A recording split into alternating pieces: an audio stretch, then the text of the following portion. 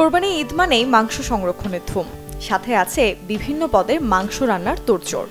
আর মাংসের নানা পদ রান্নার জন্য প্রয়োজন হয় প্রচুর মশলার। তাই ঈদ আসার আগেই চাইলে মশলা তৈরি করে সংরক্ষণও করতে পারেন। বিশেষ করে আদা, রসুন, পেঁয়াজ কিংবা কাঁচামরিচ বাটার ঝামেলাটাই থাকে বেশি। তাই আগে থেকে কিভাবে এসব মশলা সংরক্ষণের উপায় তা জানা থাকলে একদিকে যেমন রান্না করার সময় বারবার বাটাবাটির ঝক্কি কমবে, অন্যদিকে যে কোনো ডিশ তৈরি করা যাবে অল্প সময়ে।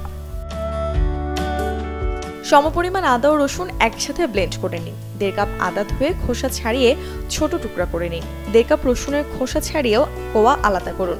ব্লেন্ডারে আদা এবং রসুন একসাথে দিয়ে দিন। 2 চা চামচ লবণ এবং 2 টেবিল চামচ রান্নার তেল দিন। মিশ্রণটি ভালো করে ব্লেন্ড করে নিন। পানি না দেয়াই ভালো, চাইলে পাটায় বেটে নিতে পারেন আদা রসুন। সেক্ষেত্রে আদা রসুন বেটে তারপর তেল এবং লবণ মেশাবেন। একইভাবে কাঁচামরিচ, পেঁয়াজ ইত্যাদি মশলাও বেটে সংরক্ষণ করতে পারেন। এরপর মুখবন্ধ পাত্রে আদা রসুন বাটা রেখে দিন ফ্রিজে। 3 থেকে 4 সপ্তাহ পর্যন্ত ভালো থাকবে। আরও বেশি দিন রাখতে চাইলে ডিপ ফ্রিজে রাখুন।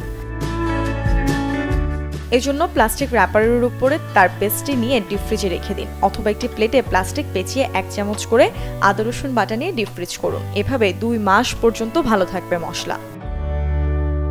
মুর্শনৈশী, চ্যানেল 24।